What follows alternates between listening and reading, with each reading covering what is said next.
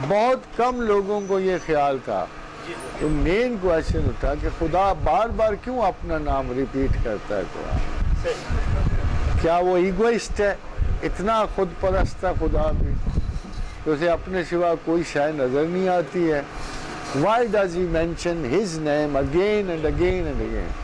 پھر یہ راز جو ہے مجھ پہ کھل گیا اللہ کے فضل و کرم کہ یہ راز یہ کھلا کہ جب اوپر کی آیت پڑھ کے آپ جس مرض اور طلب کا شکار ہوتے ہو اس کے بعد وہ اپنے مقدس ناموں کا اندراج کرتا ہے.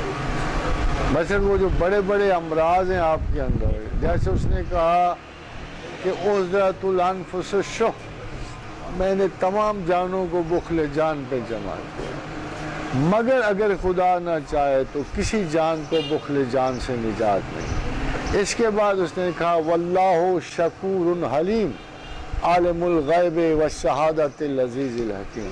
اس میں وہ راز چھوڑ گیا کہ اگر تم شکر کرتے رہو اور حلیم الطبع رہو گے تو تم بخل سے جان چھڑا گے.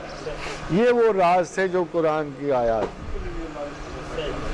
جب اس نے کہا ان اللہ یغفر الذنوب جمیعا، اللہ تمہیں تمام گناہوں سے مغفرت بخشتا ہے، انہ هو الغفور الرحیم، تو جو اسماء آپ کمپلیٹ مغفرت کے لیے استعمال کرو گے وہ غفور الرحیم کے.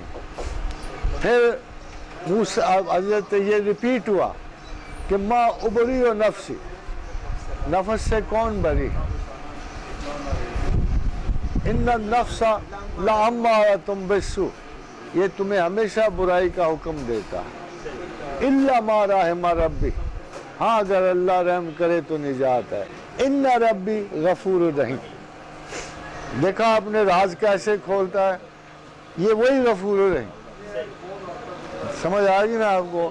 تو یہ وہ اپنے لیے نہیں لکھتا، وہ روب نہیں ڈالتا، وہ آپ کے بدترین جو ہے نا، جو آپ کے نفس کے اشکال ان کو لکھتا ہے، پھر دور کرنے کے لیے پھر نیچے اپنے وہ اسماء گرامی لکھتا ہے جن سے آپ اس بحران پر قابو پا سکیں.